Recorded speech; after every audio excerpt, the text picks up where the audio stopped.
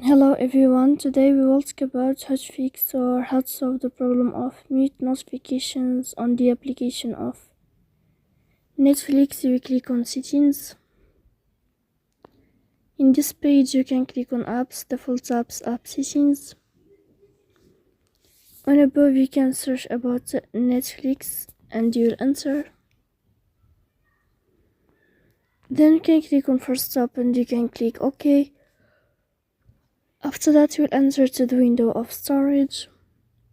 Here you can click clear cache, don't click clear data because that can delete your account.